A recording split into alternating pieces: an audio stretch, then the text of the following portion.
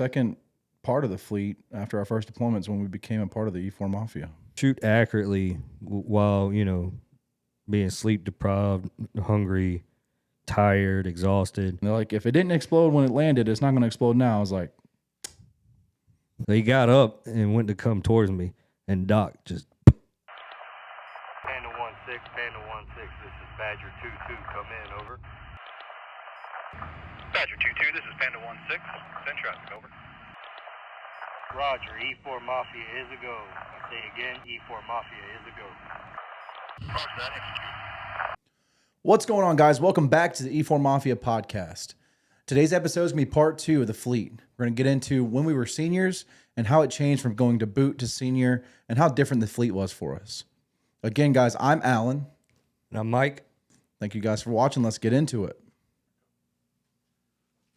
What's up, brother? How you doing? How's the day? Ready to get into this episode, man. Oh, yeah. A little different than being a little disgusting boot. Yeah. We got our vapes and energy drinks ready. Oh, yeah. I got my Hey. drink ready. We need a sponsor. We need a sponsor.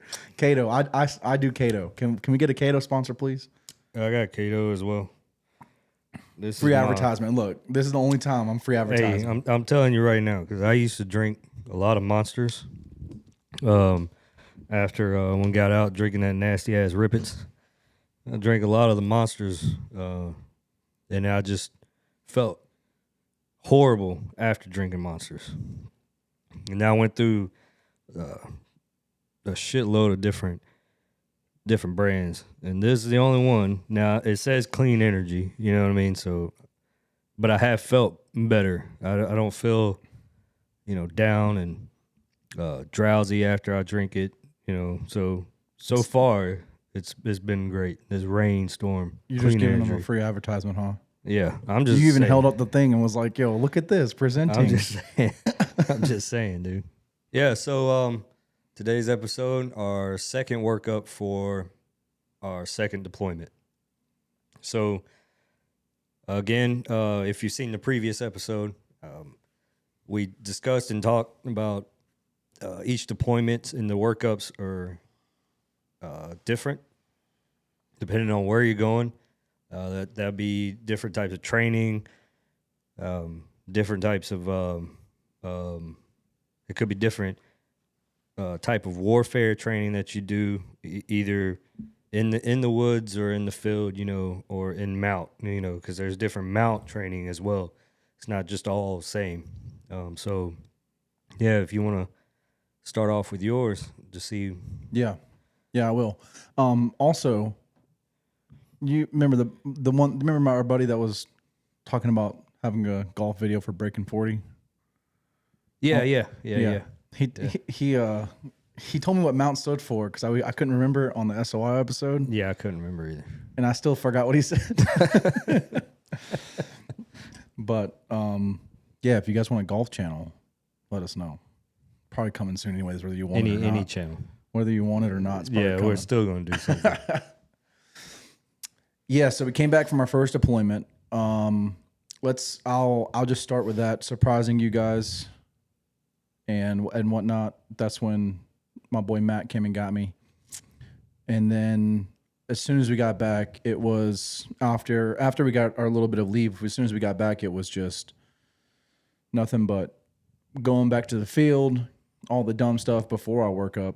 However, as you know, after your first deployment, a lot of the guys transfer out from go to different units. Yeah. I know we were lucky enough to stay within our original units. Mm-hmm. And so some of the guys, that still happened, but then they decided to make our unit or our company and a squad within the company, the guinea pig squad or platoon. Yeah. And that's when we were starting getting into the new, we got suppressors, we got the new Kevlars, the lightweight vest, we got the white nods instead of the green MVGs that you couldn't have any depth perception in them. Yeah. The white ones, you can read a name tag off the Marines, camis. You can read it. Oh, okay. Pretty clear. And it was kind of like it's kind of like our black and whites before the episode starts, a little, foreshadowing or what have you. Yeah. And that's what it kind of looks like, except for the whites are a little bit brighter. And it's just so clear. So we got that. And the only thing that was bad about it was they had a full squad of nothing but dudes just got done from deploying. So they weren't getting any more junior Marines or boots. Oh, okay. So that means when we went to the field, our squad, someone was always on fire watch. Yeah. And, you kind of want to get away from that. But that was the original plan. And then luckily I got transferred out of that squad because I didn't want to be with a bunch of my peers in one squad. Yeah. And I didn't really care for the new fancy gear. And then we finally get our boot drops. Okay. And they filtered in a couple, like just how normal boot drops do. And I remember how I felt for one, and then the chaos that erupted whenever they got boot drops. Yeah. Crazy enough, we just got back from the field, and they were getting put into our unit and put into the company and whatnot. Mm-hmm. I stayed within Bravo Company. I stayed in the same unit and everything. So I think I was in the same platoon as well. But anyways, we got a few, and just because they were the first drop, everybody, even if they weren't in the same squad or platoon, they were coming over to mess with them. Yeah. And I remember I walked in to their room. Everybody was drinking. It was like just sunset was just coming, or sunset was just happening. So everyone's getting drunk. They were going in and out of the room. I remember one of the guys' alphas was thrown in the toilet.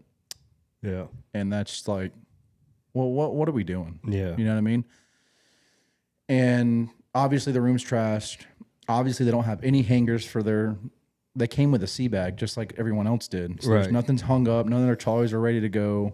It's all crumpled up. And of course they're getting the guys just got done from employment are like, why you can't have your stuff like that, blah, blah, blah. So I remember I told everyone to get out, and they were all drunk. I was like, if you have a problem, we can handle it right now. Mm-hmm. And of course, no one wanted to do that. They were all drunk, so they got them all out. I told the same thing I was told when I was at boot. I was like, hey, lock your door. Yeah. Don't answer it unless you see that it's me. We got formation at this time tomorrow morning, and we got a PT. So be ready to go. Clean this shit up. And I'll get you squared away, or we'll get you guys squared away tomorrow and the rest of the week. So, and that was a Friday, and then they had Saturday and Sunday was libo, but for them it wasn't going to be much libo. Yeah. So we did all that, and they were. I got them to calm down, and as more boot drops came and kept going through, there was one specifically. He eventually became a part of my fire team. Throughout the workup, and maybe even change on the second deployment here and there, but he had the same feeling that we all had, was like, this is not what I expected the fleet to be like. This is just boot camp all over again. And for him, he was like, I don't want to do this anymore. He's like, I'd rather just get out. This is not what I signed up for. Yeah. And I told him, I was like, look, it gets better.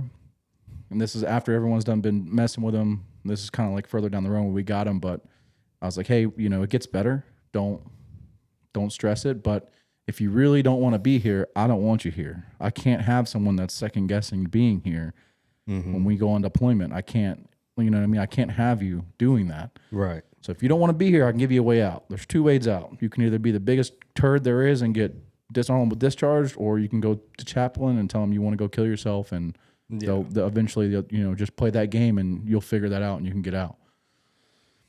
So I said, and he was like, I think that's what I'm gonna do. I'm gonna go talk to chaplain. I was like, all right, first of all, let's chaplain's at home, so we can't go now. I mean, they probably still could because chap should be available whenever called upon, medical or whatever. But I was like, look, sleep on it, and then I'll come see you in the morning and we'll figure this out. You still got to go PT. We'll figure it all out after all that. So we did that, and eventually, I talked to him the next morning, and I was like, look, it's up to you, but I highly recommend you just stick it out and just kind of, stick it out, and it'll get better. He was like, yeah. So that was my first boot drop kind of experience. Then once we had one kid that was like, they were making him do push-ups for something. He was like, I'm not doing push-ups. There's no training value in you guys trashing my room and all this other stuff. And that went limit. I just walked out the room. I was like, I can't save you, dog. Yeah. I don't know what happened, but Yeah. I'm pretty sure he did them push-ups or he got screwed up pretty bad. Yeah. So that was kind of like our first boot drop kind of thing. Okay. Yeah. So, mine, same thing. You know, there were the other seniors and stuff. So at this time, I'm still with Fox Company, 3rd Platoon. But now we went from 3rd Squad to 1st Squad. Our original squad leader left. He transferred. I can't remember if he transferred to a different unit or because I know he was talking about at the time going into a different branch. So he did that, and so my team leader became the squad leader. Yeah. So we went from 3rd Squad to 1st Squad, and I became the 1st fire team leader. And then so same thing after deployment. You know, we kind of digressed and went back to the normal stuff. Then we got our boot drop. And then all the other senior Marines at this time, you know, they got theirs and they're, of course, messing around with them. So I told them, I even told my peers, you know, hey, don't mess with my guys. I'll train them. You know what I mean? Now, if they fuck up, they fuck up. It's got to be serious, though. Right. I need to know about It's it. got to be legitimate. Fuck Yeah. up. You know, but if it's not serious and you want to do something stupid, you do that to whoever you want to do it to. Just don't do it to mine. You know, and then I told them the same thing. You know, just get your shit together, clean up, unpack your shit, and then come see me. I think we went to go to the PX. I think I went with him or something. I'd give him a ride or some shit to the PX to get Because they don't got cars. Yeah, they yet. don't have cars. If they at did have all. a car, it ain't an SOI. So No. they have to figure that crap out. So we did that, and then, you know, they didn't get messed with at all, but they got squared away, and that was. Now I did do some little bit of the stupid hazing, like go get the grids for the map and just some funny stuff. Yeah. Not nothing crazy, you know. Yeah, not like throwing them off a third. No, deck, I taped to wasn't going to do mattresses. that because I hated that. You know, I hated when they threw all my shit off the 3rd deck and I had to go get it. I thought that was stupid, but whatever. But I wasn't going to do none of that to my guys. So that's pretty much it for ours. You know, after that we started on the next workup. That I feel like the people that I don't know. It kind of sets the tone of what kind of leader you are. Mm-hmm. And how bad you're gonna mess with them, if that makes sense. So if you're throwing their stuff off the 2nd deck or 3rd deck and making them go get it for no reason, or throwing their alphas into a toilet, Yeah. it's what are they gonna think of you? Because eventually you may not care, but you're gonna bond with these people because if they're your fire team or in your squad, you don't have a choice. Yeah. You're gonna have to, even if you don't like them. And it's just like, what kind of leader are you? And then how are they going to see you? And I feel like if the Marine Corps teaches so much about leadership, and if you're not a drill instructor, you know what I'm saying? Like, you're not here to break them down. Like, that's already been done. Right. There is a process that you got to earn, but it's got to be, I feel like it has to be within reason. Yeah. Yeah. Like you said, Most if they really messed up and it's something serious, like they're still not getting their 9 lines down, or, you know, they can't show up on time or something like that, then yes, there needs to be some kind of discipline in order that you're not going to accept that, because you need to know that kind of stuff. But if it's just obviously they just got off the bus from from getting picked up from SOI and their Charlies aren't hung up in the wall locker, well, no shit, they just got there. Like, and it's all in a sea bag. Like, that's everything they own is in that sea bag. Yep. You know what I'm saying? Their civilian clothes, all that stuff's in there. So what did you expect them to do? So I guess if you're still in, especially in the infantry or just any part of the Marine Corps, Army, any kind of military, any kind of branch of some where leadership is a thing, corporate jobs, whatever, the first impressions you can't get back. And if you set the tone correctly, those guys will remember that and remember, like, it'll really show you who they are. Yeah. And people should strive for that, especially if you're in a leadership role of, Oh yeah. you need to be able to show them that what kind of leader you are. And if the first thing they see is you're throwing all their shit off our second deck or whatever the case is, Yeah. they're going to hate you and they're going to be resentment. And then I know for a fact, especially in the military, you know them crappy leaders. Yep. And if you don't want to be that, why are you driving yourself to that? Yeah. This mentality of, oh, it was done to me, and I don't know why it was done to me, but they got to go through it for initiation. If you don't know the why, what are you doing? Right. I feel like my generation is pretty bad about that, and they get my generation a little younger. That's when it kind of started, but a lot of the old heads got upset about, oh, they keep asking why. There's a time and place when an order is given, you can't ask why, and you kind of got to understand that. But if you tell me something and I ask you why and you can't explain why, what are you even giving me the order for? Like, if you don't understand what you're doing, why are you telling me to do something? If that makes sense. Yeah, I kind of see that. I see what you're saying, but I mean, in a structural place like that, if it's not immoral and degrading of what you're about to get, whatever is being told, then I don't think you should ask why. Because if you're going to do that here, and then we tell you to do something over there, well, that's what I'm saying. There's a time and place when But they that's need what, to understand. exactly what I'm saying is, even though you might not understand because you were told to tell them and give that order to them.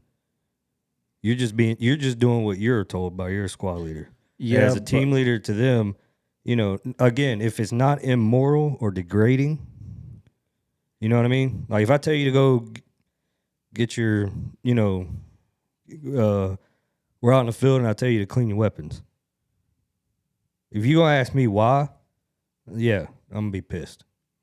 What if they generally don't understand why they're doing it? It doesn't matter if you clean your weapon. It's not like I'm telling you to go take it apart and go throw it in the woods.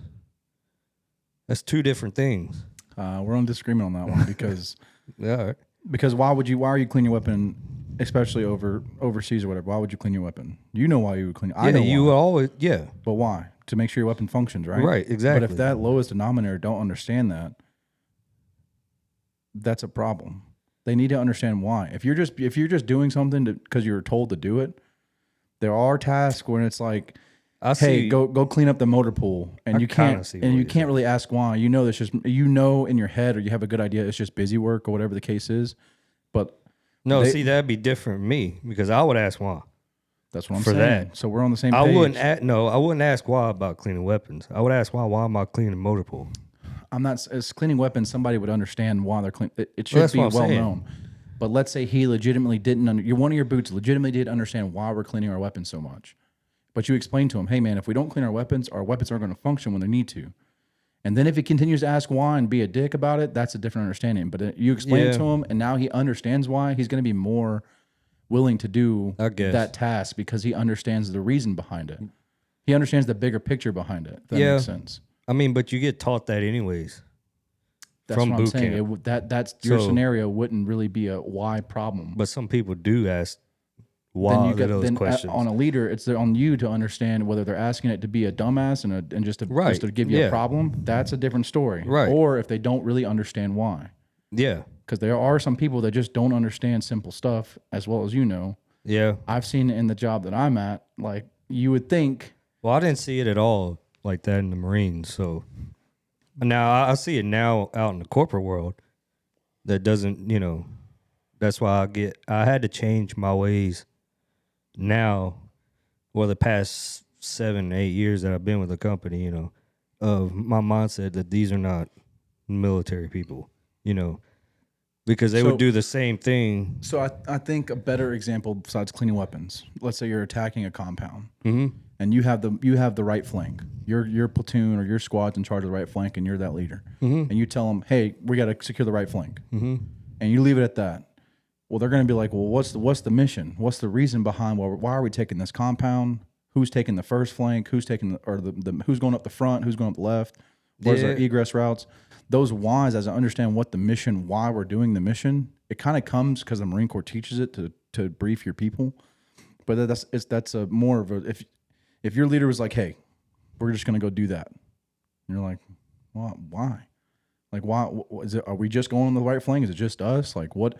Who are we going after? Is there any civilians? Like, all those why questions need to be answered. Yeah, So that but I everyone wouldn't buys into what's going on. If they Right. don't understand the why, they won't buy into what you're saying most of the time. Right. But in that scenario, I wouldn't just tell them.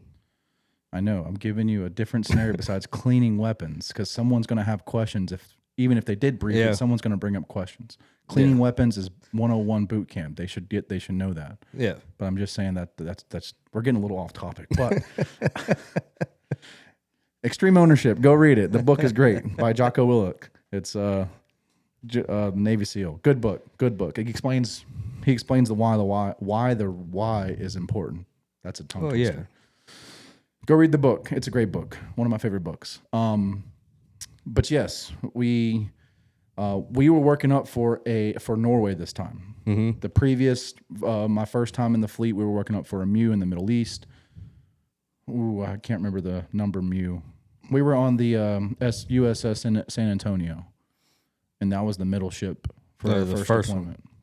For the first workup. This one we're working up for Norway, which was really weird. I don't know why they do it this way, but I remember we went to 29 Palms, and 29 Palms is a great training place, but a terrible place. Like, if you're only there for a month, you're already getting tired of it, and it's like, I'm ready to go. But if you're stationed at 29 Palms, Yeah.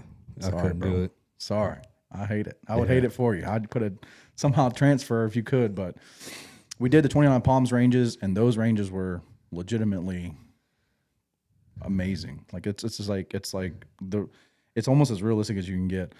So we talked about last time about LAVs and all that. We were in there doing some kind of range, and we were in the LAVs, and there was a whole squad in each LAV, and there's not that much room, so we're piled on top of each other. Like, there's a picture of one of the boots sleeping on top of Doc, and just all cuddled up. Yeah. And we would just sit in there for hours until we we're ready to deploy. Like, sometimes we wouldn't even be moving, and it's just hot and it's just miserable. But then we finally got out. I remember one of the ranges. We finally got out. We were about to make our maneuver, and as soon as we got out, we saw this huge ordnance. It was a dud. Yeah. And I was like, should we fucking be here? Like, this thing, it looks like it can take out a city. Yeah. And they're like, if it didn't explode when it landed, it's not going to explode now. I was like,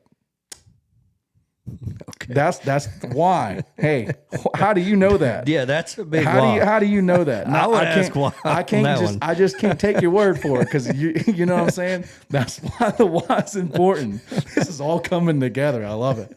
That's a different why, though. That's a why, but I never got told why. I got told we need to keep pushing.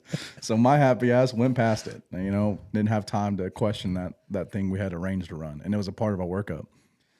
Same thing. It's one of the well-known ranges. I can't think of the number range. I think it's like range 500 or something like that, or range 200. I don't remember none of the name. But I remember I still have my 203, and I was going up to this little area to launch. It was a bunch of it was like a squad full of 203 gunners. Mm-hmm. We were going up there. A couple people had the 6-round grenade launcher, and there was like these pallets, and we had Cheeto rounds. We didn't have actual rounds. I don't know why, because there was mortars firing over us. Why couldn't we use real, I guess, to save money?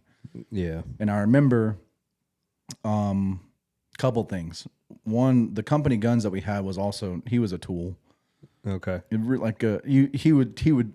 It's kind of like he was motivated, but he would just do the most extra shit that didn't need to be done, and he was just a tool. Yeah.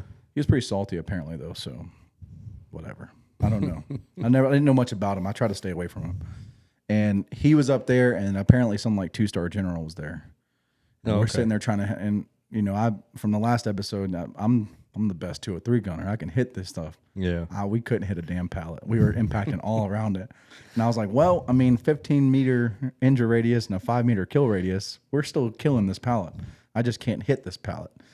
We hit a few, but the general was pleased, I guess. Yeah. The gunny was upset. He was like, yo, couldn't we all this practice, blah, blah. And then he turned and looked at me, and I had an MRE spoon in my flak jacket. He's like, what the hell is that? I was like, MRE spoon, gunny. He was like, why the hell do you have an MRE spoon? I was like, because the MREs don't have spoons in them anymore, because everyone that rat fucked them forgot to put spoons in them. So when I got an MRE spoon in one of them, I kept it so I can eat my meals.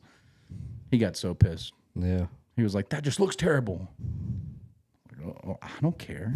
And then we went down, and then it was like trench warfare. Mortars are firing over us. You can see them impacting almost pretty close to danger close, but it was already zeroed. You know, they had their plates and plate set, the degrees set, and they'd stop firing, and we went over there into the trenches. There's dud mortars everywhere from 10 years ago. Yeah. And I'm like, oh, maybe we shouldn't do this. Yeah.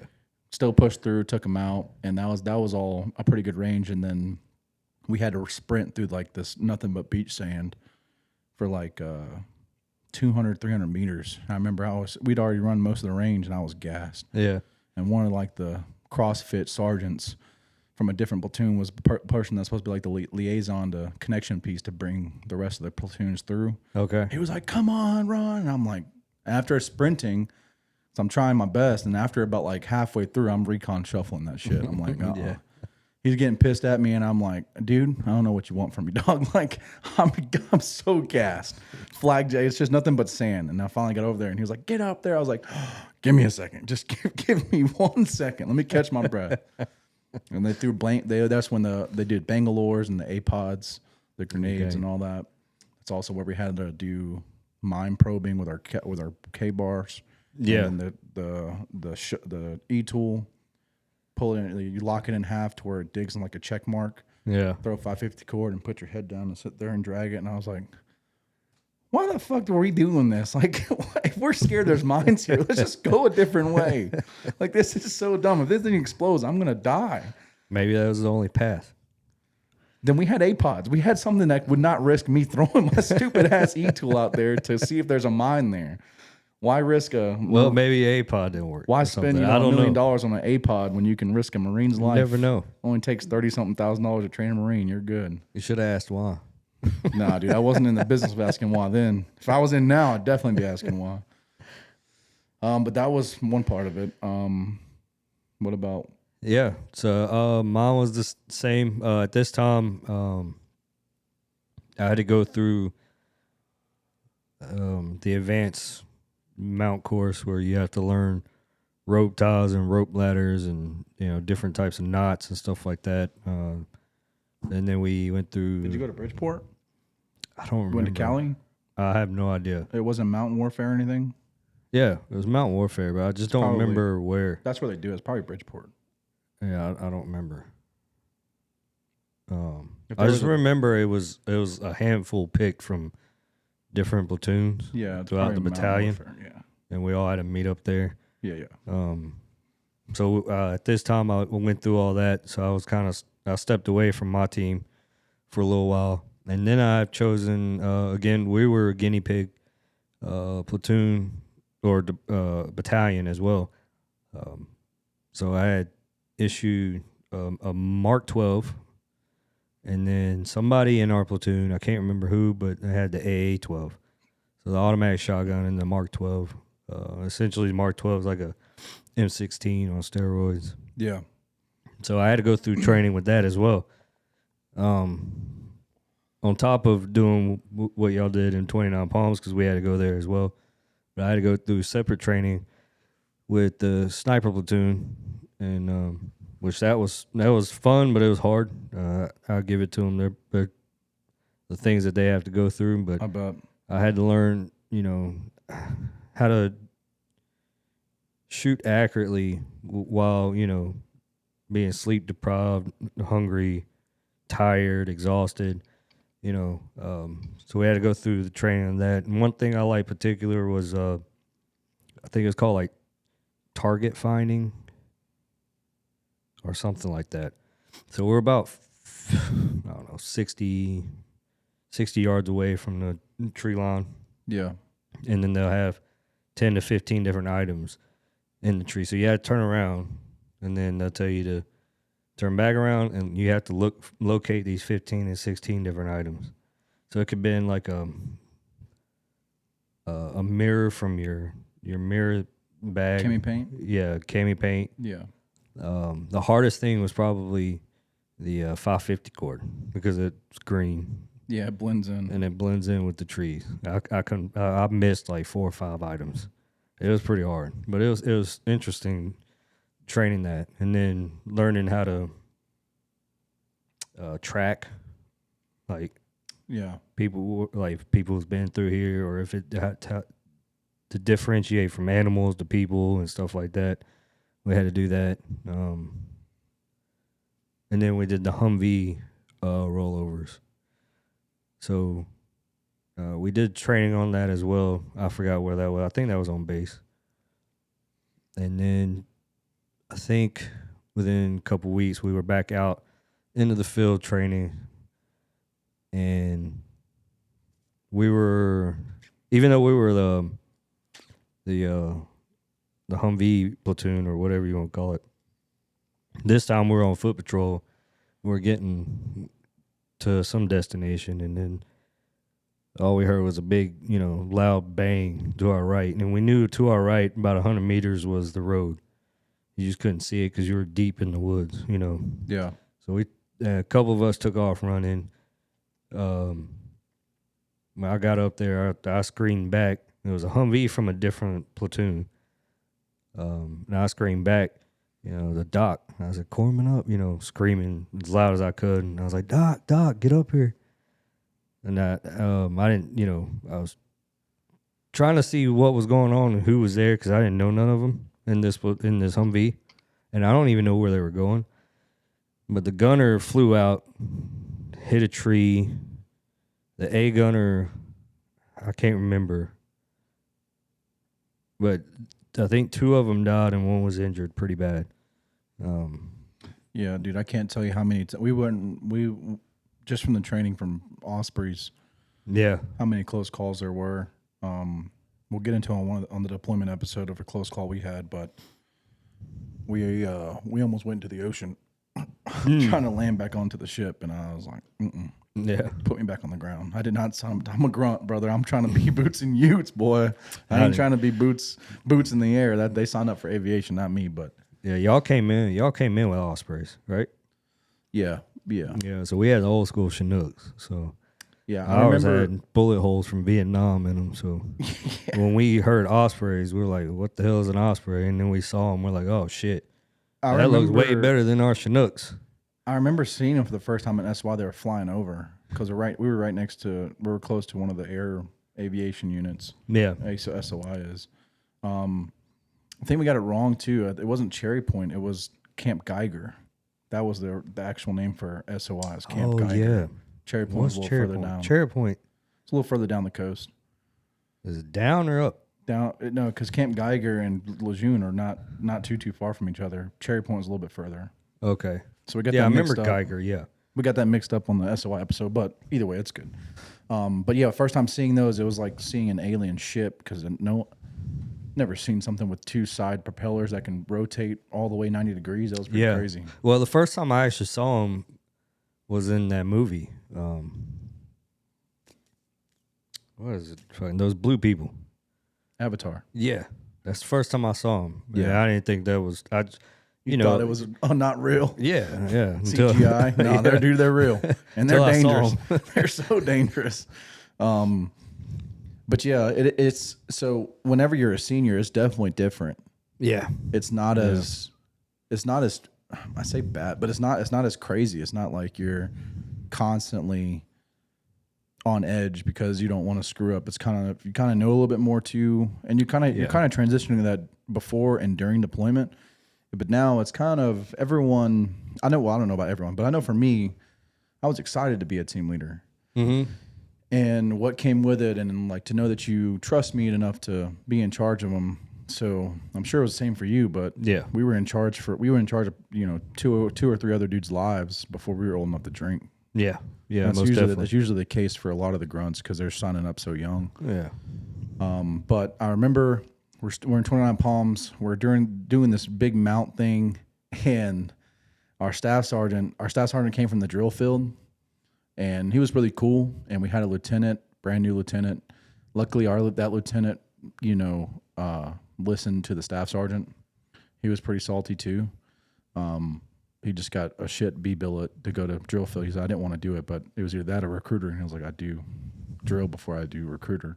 Yeah.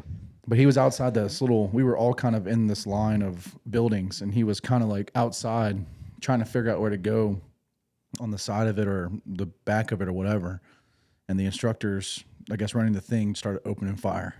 And he dove into the thing, dude. All I saw, I looked left out because it was coming from the left side or right side, whatever.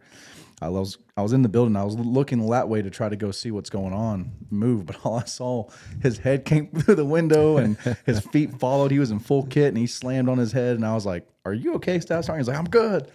Figure out what's going on." And I was like, "Good to go." And then whoever his scribe was or whatever jumped into the window too. I was like, "Y'all are wild." But then we got to this. That scenario was over. We got to this like middle ground. I guess it was more formal instruction lecture, and as we moved, somebody picked up one of my boots, Kevlar, one of my junior Marines Kevlar, and they're all labeled on the inside of whose Kevlar it is. You know, with that mole tape. What is it? Moleskin. Yeah. So they're like, "Yee, one of your guys left this," and I was like, "All right, I'll take care of it." So I held on to it, put it in my salt pack.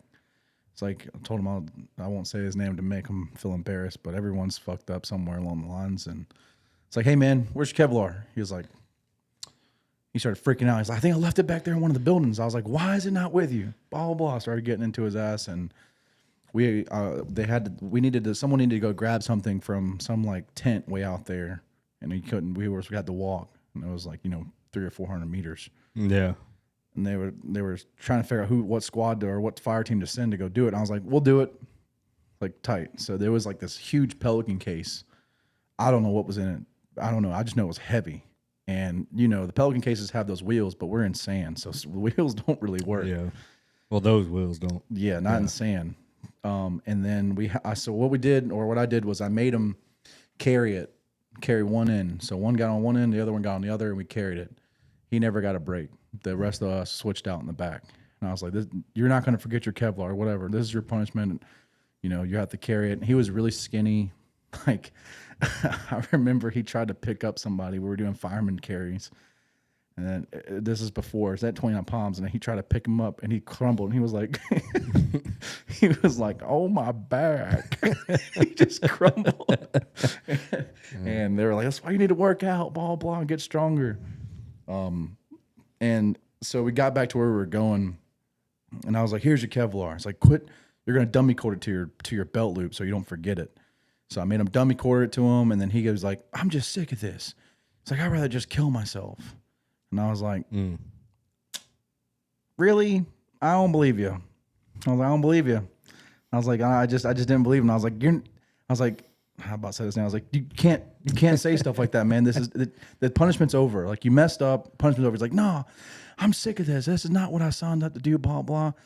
He's like, "I'd rather just die." And I was like, "Okay." Grabbed my gerb out of my pack, opened the knife, tossed it at his feet. I was like, "Do it." Yeah.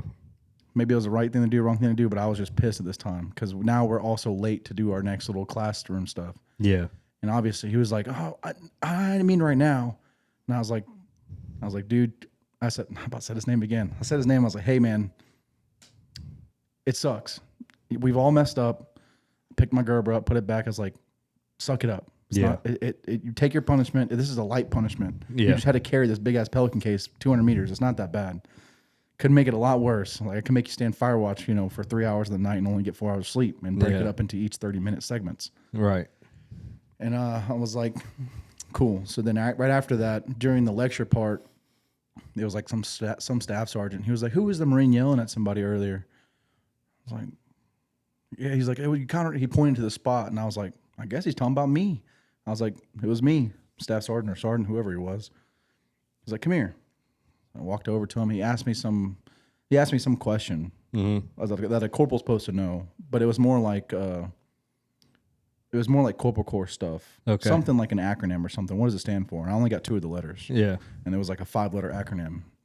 He was like, "See, this is what it stands for, blah, blah." He's like, "You see how I handled that? I didn't yell at you." And this is in front of the whole company. And I'm like, "So you're just doing this to show me something, I'm guessing, or embarrass me?" And he was like, "You don't have to yell at him like that," and blah, blah. And in my head, I was like, "You're a staff sergeant. You've been here for 12 plus years. Like, what are you talking about? I know you probably threw people off third deck. You're telling me like don't yell at people. So I guess he was just trying to help me out in the leadership perspective, but I don't know. That was my first little major. One of my boots kind of messed up. Yeah. Moment. Yeah. Oh yeah. We really didn't deal with that many emotional Marines or junior Marines. So I mean, most of the ones that I got Transferring to peace. Well, we were pretty much in peacetime when I yeah, was that's in. true. Yeah. So Yeah, the ones that we got were pretty. I mean, the ones that I've dealt with, they weren't that emotional, you know. So if they fucked up, they dealt with the punishment. You know, I had one of them did lose his MVGs, and we still had the green ones, you know. But luckily we found them. But I did make him. We all got online. I forgot what we were, but we're in some field, you know, and had tall grass and stuff like that. And we all got online and. Luckily, we found him. We backtracked. And I think it was like, it wasn't that far, like 30 feet or 40 feet back from behind us. Yeah. Luckily. Yeah, luckily. And I just told him to, you know, dummy cord it to his belt loop. Other than that, you know, it was an honest mistake, you know. Yeah. So I didn't really have to deal with none of that. None of them really. Now, I have dealt with some from different squad, you know, when I did training and stuff, we were back at the barracks. We did some room clearing and stuff like that in the barracks room. And one of them, I said something, I can't remember what I said. And he said, why are we doing this? And he started laughing, you know, and that drove me crazy. I just snapped. I blacked out. So he was saying why because he was being a smartass about it? Yeah. Okay. Yeah. Yeah. Don't say why. If Yeah. you're generally curious as to why, then yes. But Yeah. Yeah. there's a tactful way to say that. Ask the question. Yeah. Yeah. Yeah, he was I don't remember his name. He's probably about 6 foot, you know, kind of big dude. So I looked up at him because what got me was it wasn't the fact that he asked why.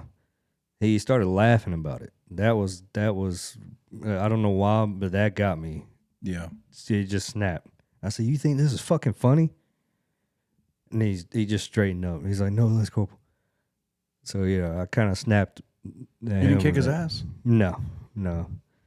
I don't swing on people unless they swing on me first.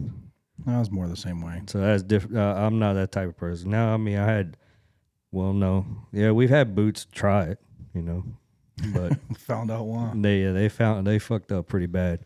We had one. Of course, we were drinking, he was drinking, which I didn't care. That didn't bother me. You know, if you got it somehow, you drink. I don't care.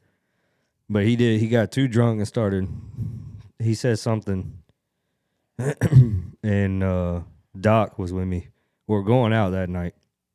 Of course, they didn't have rods. They're still, you know, boots and stuff in junior marine. I mean, boots. Johnny, you can call them junior Marines. It's okay. Yeah, junior marines, whatever. That's the more political answer. But yeah, he said something, and then he said something smart to me. And Doc didn't like it. I said, "Don't worry about it. Just let it go. He's drunk." He's like, "I don't give a shit. He shouldn't be talking to you that way." I said, "It's fine. You know, whatever." And then he kept going on and on. And then he got up. I said, "Hey, you need to calm down. First of all, I know you're drunk."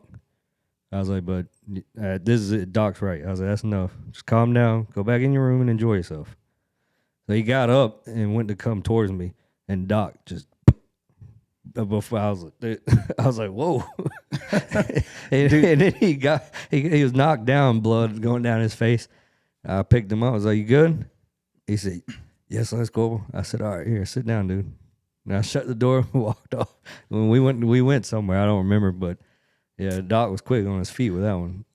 We gotta talk about real quick of how docs are so accepted and just they're just different. Oh, they're a different breed, Dude, I respect them so much. Like, oh hell yeah, we say that, you know, you got to earn your title with the Crucible. We went over that in the boot camp from Marine. Yeah. Dude, docs in the green side docs that are embedded with infantry units. Yeah. Dude, they're Marines. Yeah, hell yeah. It's by trial of fire, and they make it, and they're just they'll have your back. Oh yeah. If we're out in the if we're out in the town and someone starts saying Marines are stupid, Doc's just as offended as anybody else. Yeah. He's even more offended. Like he's like, And if you Let's don't know, so for the Marine Corps, we call him Corpsman, and Nick short nickname is Doc. They're in the Navy, but they're attached to us on the infantry side. Well, I'm pretty sure all sides. I'm pretty sure Motor T might have one too if they go out in the field or whatever. I'm pretty sure it's more like their docks are more like On they're base? green side docks, but they would go to like a building. Okay. You know what I'm saying? Like, Yeah, it would be yeah. like a doctor's Okay. office. All right. Yeah, so ours, because you in a lot of movies, because there's not that many movies about Marine Corps stuff, but a lot of movies now with the Army, they call them. Excuse me. They call them. Medics. Yeah, medics. Yeah, damn, I had a brain fart. Medics. Yeah, they call them medics. So we call them docs. Yeah. So yeah, they're bread and butter. Their blood runs Marines. They just, Yeah. to me, they're just like super Marines. And for my yeah Essentially. because they train just like we do. They go Yep. to the field just like we do.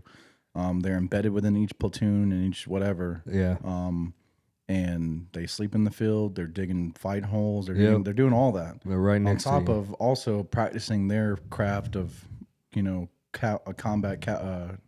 combat care of medicalness and from my understanding, to be a infantry green side doc, there's a lot of like levels you got to get to, as in like training and then like boards to see if you're ready for that to be integrated into like the infantry side of things. Yeah.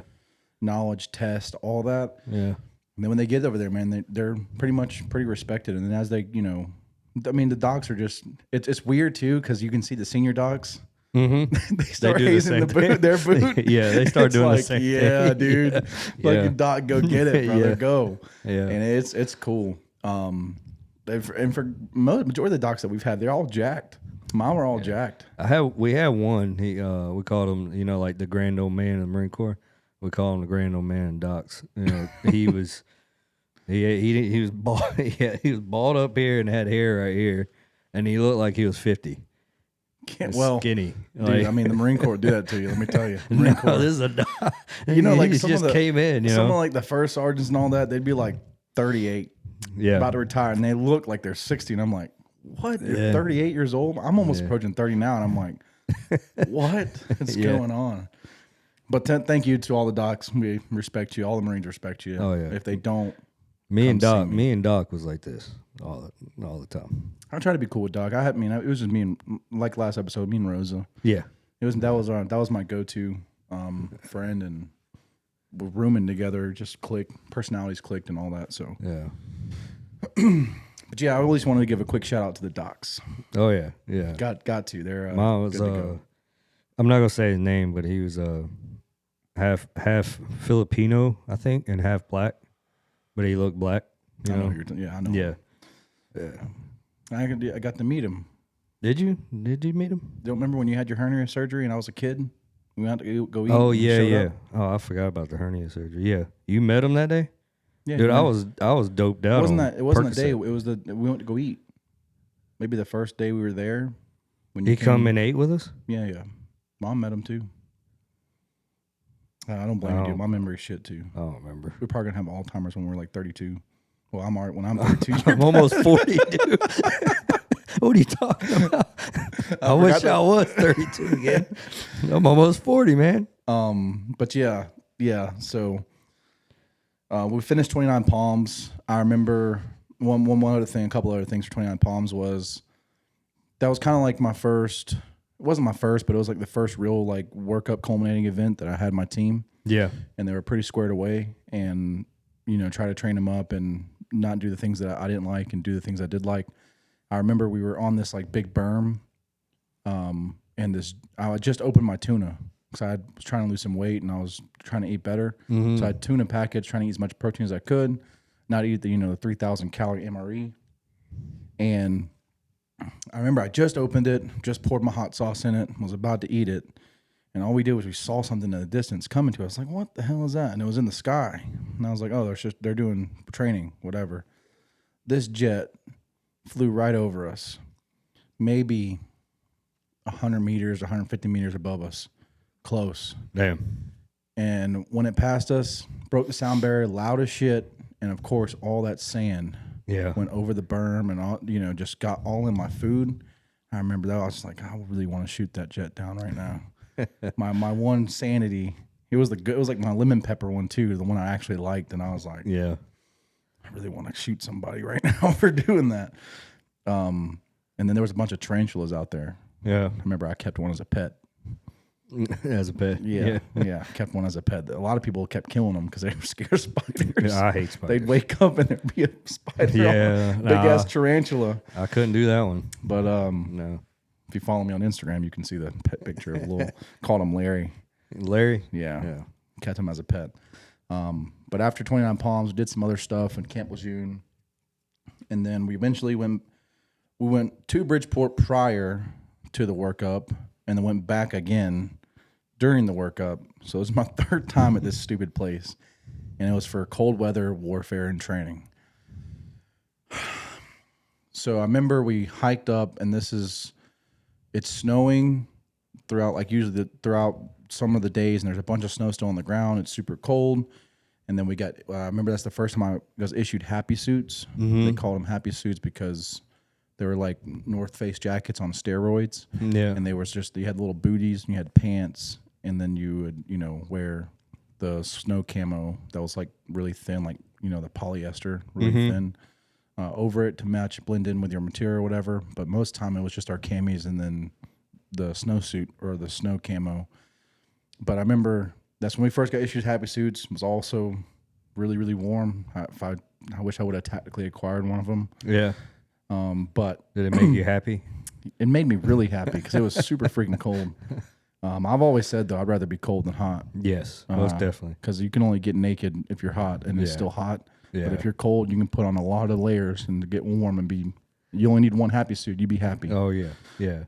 You just be sunburned and naked. Still hot. You know what I mean? So I remember we finally found our spot that we were supposed to entrench into on our sector of the company line. And this is when we're introduced to snow skis. And then, so what we had in these little, you hook them to your belt loops. I forgot what they're called, but they're like little white sleds.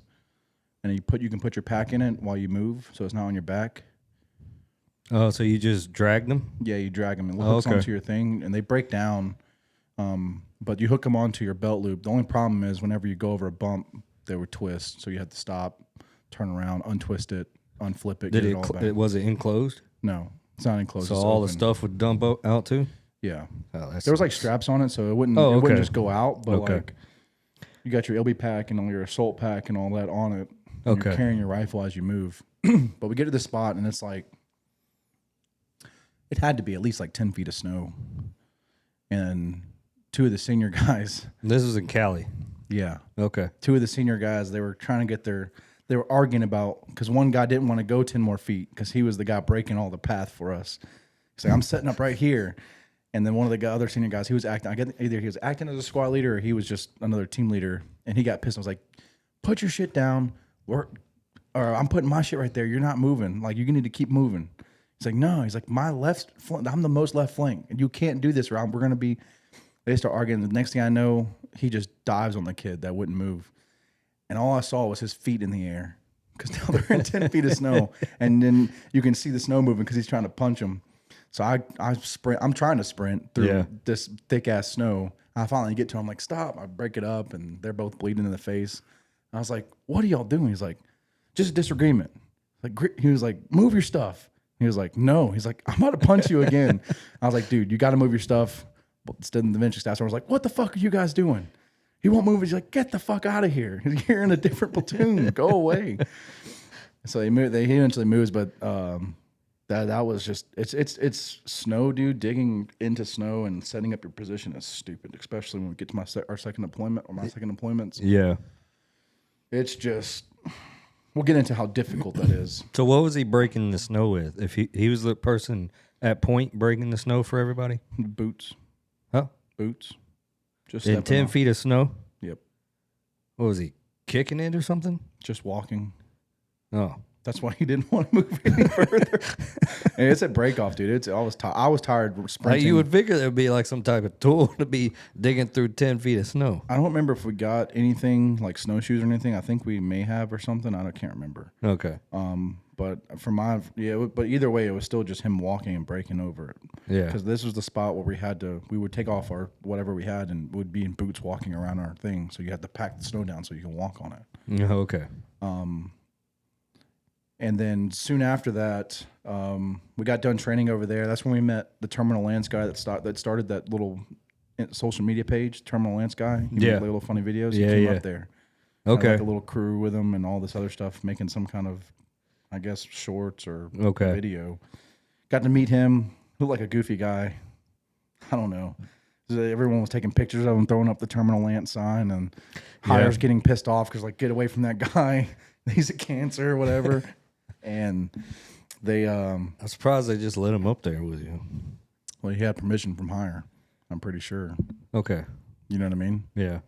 And so we got done doing all that, whatever training we were doing at that location.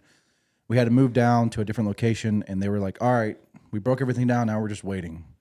Like, just hurry up and wait. So we're waiting all in formation for the hike to go down a little bit down the mountain and go back up.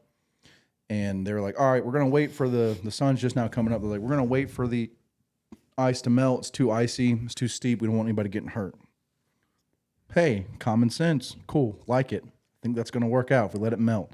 Because it wasn't like strictly just straight ice. It was just patches of ice everywhere and snow that you couldn't see. They said, we're going to wait until the snow melted. And then 10 minutes later, they said, get up, we're moving. So we didn't wait for the ice to melt. Yeah. And I have because I could hump a lot, I had a bunch of weight on my shoulders, including my LB pack and whatever extra gear we had to pack and carry the skid and all this other stuff. So I carried it because I knew I was good at it, and I didn't mind doing it. I didn't want to put that pressure on my guys. And so we're going down, and this guy steps on this little patch, snow. Mm-hmm. Looks like other footprints have been there before. Nothing happened. So he steps there. I'm trying to step in his tracks because if he falls, then I know not to step there. Yeah. Well, I step there and I fall. And I slip on that. Underneath the snow, I guess my step broke whatever snow was on top of the ice, and I'm strictly on ice now. Yeah. My right foot folded back. I started sliding down. My left foot straightened out, caught another rock that was like jaggered toward me. Mm-hmm. Folded that foot back as I'm falling, and I started rolling and kind of went down, 15, 20 feet or 15, 20 yards, and I fell. Mm-hmm. On top, that's with, 100-something pound packs. Yeah. My flak and all that. My gun. And I remember I couldn't, like, my ankle, my knee, my back, everything was hurting now. Yeah. Just got twisted up. And so they made me stay at the CCP, or command post. Uh-huh. And with the doc, with the officer doc. Took me there to check me out, and he was like, I think your ankle, we don't know if it's fractured or not, but if it's not, then it's just a sprain, but we can't x-ray you up here. So I had to sit there for a week before I can get off the mountain to go get it x-rayed or whatever. And eventually he was like, can you walk after a week? And I was like, yeah, it feels like, it hurts a little bit, but I can walk. And I could probably carry my stuff. And he was like, well, you're going back down to base camp, but I don't think it's fractured if you can walk. Said, okay, you're the doc, The same doc from the last episode didn't know what was on my arm and leg from Fort Pickett. It's the same doc. Yeah. I was like, whatever, it's me. So that's when I fell down the mountain, and that was just terrible. Hated the snow. Yeah. I was working out for Norway because we were going to encounter snow up there. Yeah. So that was another part of our workup along with 29 Palms. Okay. Yeah, we went through our other workup, same thing with Fort Pickett. We had to go through that again. Same as the first workup, and then the other one was we had.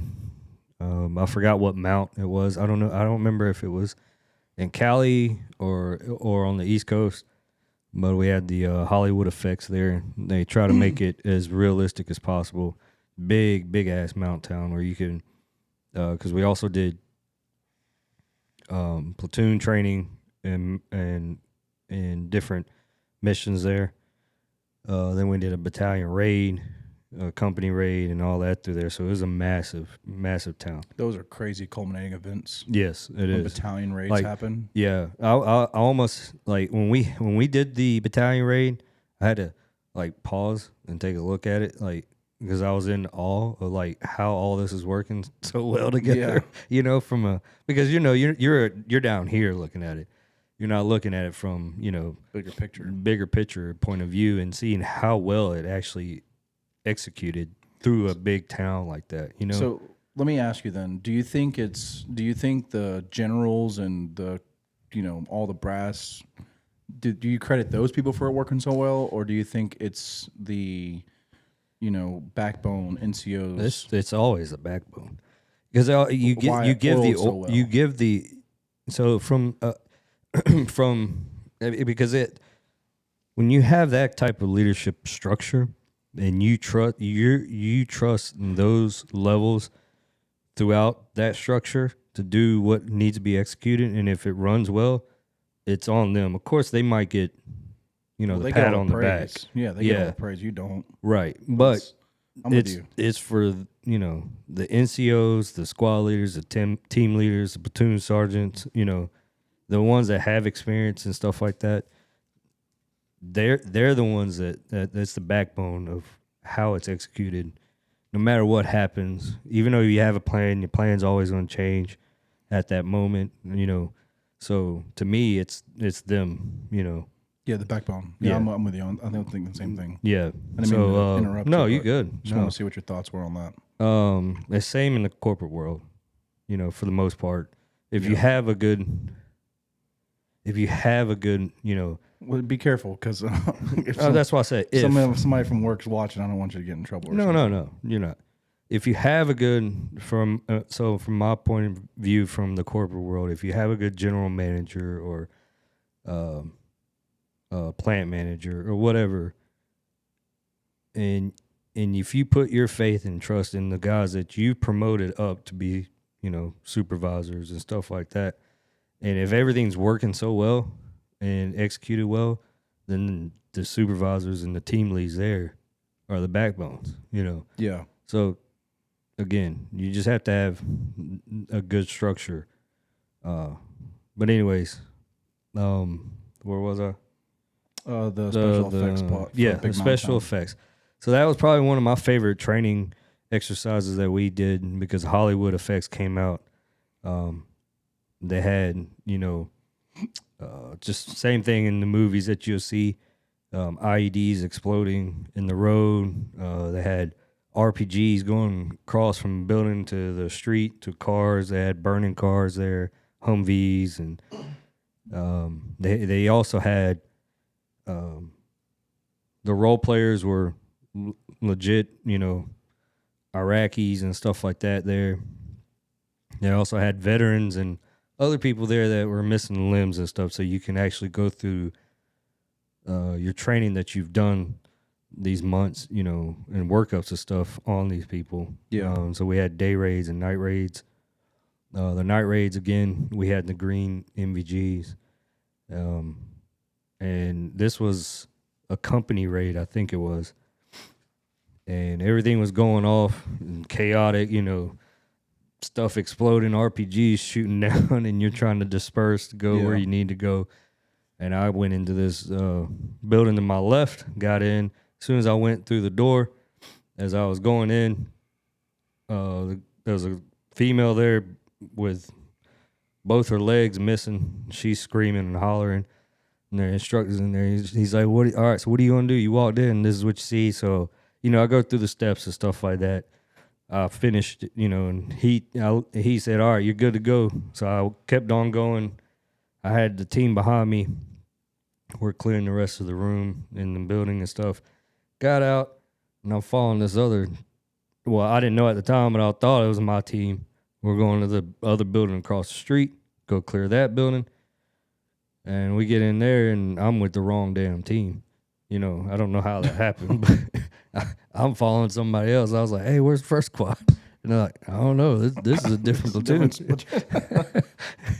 So I finally linked up with them, got them back through. But that was one of my favorite workups in training exercises that we got to do, because it was close as real you can get to the to the real thing, you know. Yeah, we did something similar back in 29. I think back in 29 Palms. They had like mock IEDs. It wasn't like big explosion, but it was like a pop or something like that. Yeah. And then we were practicing roadblocks, Mm-hmm. and that's when I got into an argument with a staff sergeant because they wouldn't give us. They would give us blanks, and they said nothing's pretend. You know, if you shoot somebody, you shoot somebody with a blank, whatever the case was. They had blue wire grenades, all that. But how are you going to mock an IED or an IED? How are you going to mock a 203?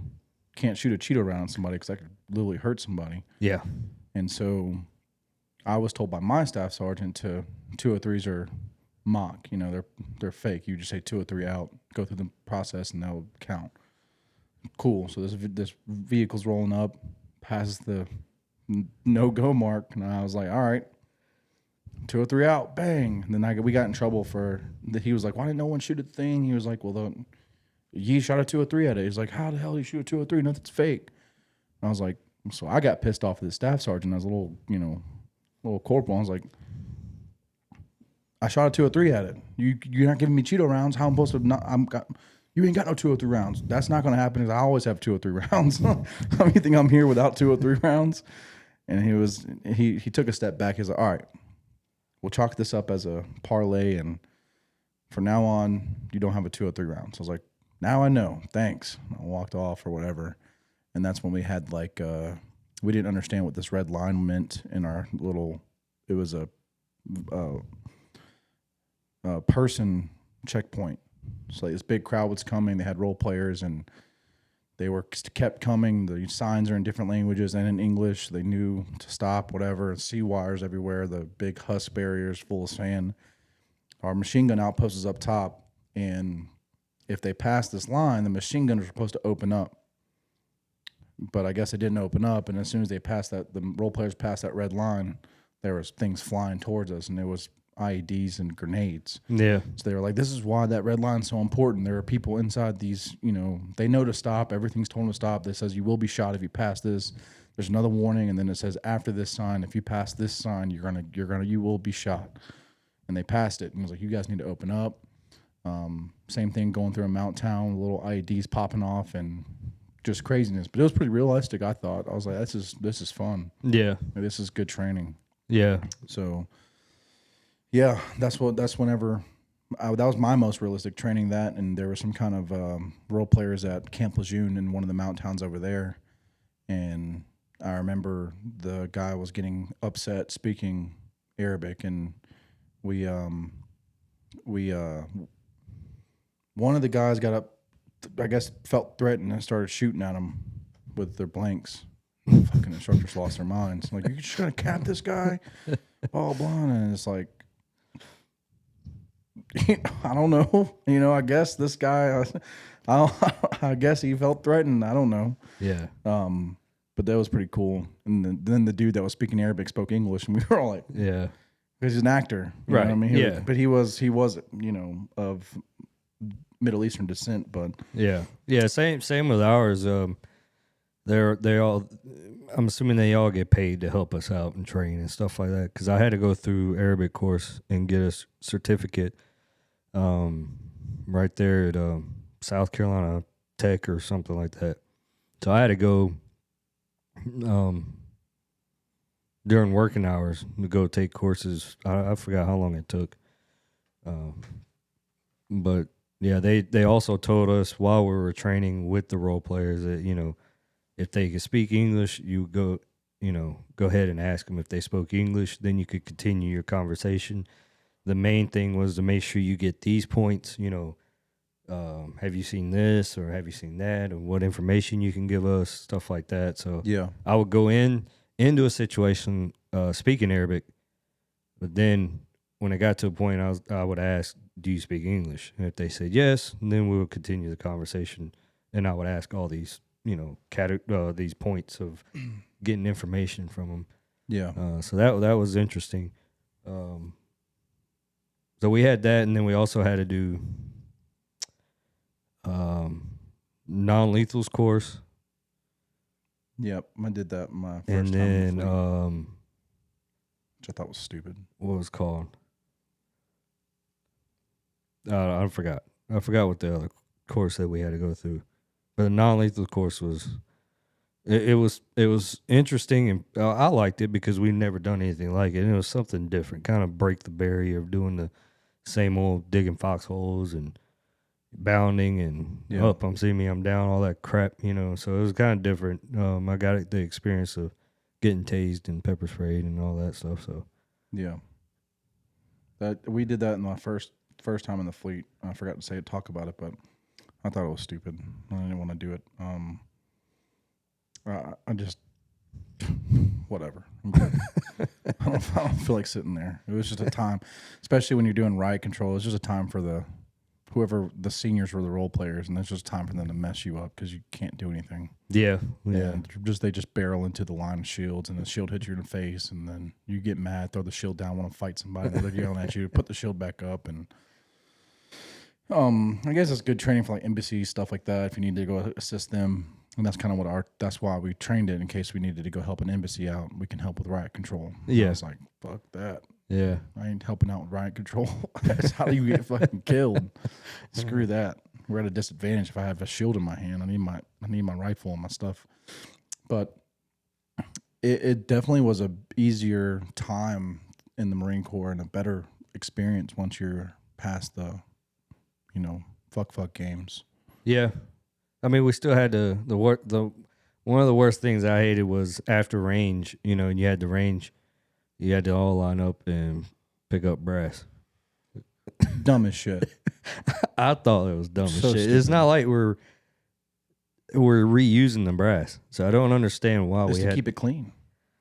Yeah, Keep a standard. but if you sat there and kicked around 3 feet deep, there was like 30 shells in the ground anyway, Yeah. so it didn't matter. I never feel, and it wasn't like, some of like the private sector ranges where they have those little rolling machine that picks up the brass as it goes through. I don't know if you've ever seen it. No, we ain't never seen You don't got those out there. You're sitting out there in your hand, have your cover. Yeah, Sitting there putting in your cover. dirt And some bucket is just boom, put it in the bucket. Yeah, that's basically yeah. It didn't matter. You still had to get online and still do it. Didn't matter if you're a senior or not. I remember going out was a little bit better because it wasn't as stressful going out. As far as who you're gonna run into, because when you're like out in town for when Lobo you're- and stuff. Yeah, when you're a little boot, you don't know who you're gonna run into. Yeah, I didn't think of that when I was a boot. I It did didn't bother me. because this, I mean, I told the stories in the last episode running into the alpha seniors at their apartment, but yeah, it was just a little easier and a little more fun. You can kind of relax. And then as I became a senior, I also turned 21 eventually. I was joined when I was 18, so I eventually turned 21 somewhere around that time. And I think I remember we went to this hookah spot and it was BYOB, and that's when we got Ubered back, and we choked one of our dudes out because we were in the back of this dude's truck. Yeah. Choked him out, or I didn't choke him out. One of the other guys did because he was standing up in the back of the truck yelling at cars because he was drunk, and the guy got pissed. He was also a Marine. He was like, "Get that guy under control." I was like, "We're trying." So he pulled over, and he's still out of control. He's like, "Fuck you guys, get off of me!" And then some dude snuck up behind him, put him in a chokehold, slumped. Woke up in the back of the truck and was like, "What happened?" He was like, "You're going crazy. We put you to sleep." He was like, "All right." Second part of the fleet after our first deployments when we became a part of the E4 Mafia. Yeah, or the Lance Corporal Underground. Well, I was Lance Corporal Underground my first time in the fleet, so Yeah, me too. that's when we learned, who actually runs stuff, how much actually falls in the hands of corporals and sergeants and stuff like that. So yeah, you got a lot of responsibilities at that level of being 19, 18, being in charge of other Marines, their lives and their welfare and well-being of while you're out there teaching, training, especially for this time for me, knowing that we're going into Iraq. So it was big. Yeah, for sure. I didn't really have too much excitement to go to Norway, but just do what I'm told. Yep. Yeah. Do what I'm told. But then, you know, go into deployments and whatnot. So I think that's going to wrap it up for this episode. Unless All you right. got anything else. No, I So don't have there's anything more else. stories, but it's deployment stories. So I'd rather Yeah, save that so- for the deployment episodes. Yeah, definitely for the deployments. We had a lot of stories. So I guess in the next one we'll talk about our first deployment, right? So yeah, I got some stories there. I have to try to kind of remember certain things and stuff that happened, but yeah, I have a lot of good stories there. Yeah. So, guys, thank you guys for watching. Please comment, like, subscribe, and hit that notification bell for future videos. We do post on Shorts. We post on our TikTok. Those will be in the description below. Well, I guess just our TikTok. You guys can see our Shorts on our channel. So Yeah, please go follow the TikToks. It's just clips of this, other stuff, you know, funny stories, things like that. We appreciate the support. And the T-shirts are coming soon. yeah, They're ordered. yeah. So yeah, so we've been told we have T-shirts coming, and then the challenge coins. Again, thank you guys so much for watching. I'm Alan, Now, Mike. and we'll see you guys next time.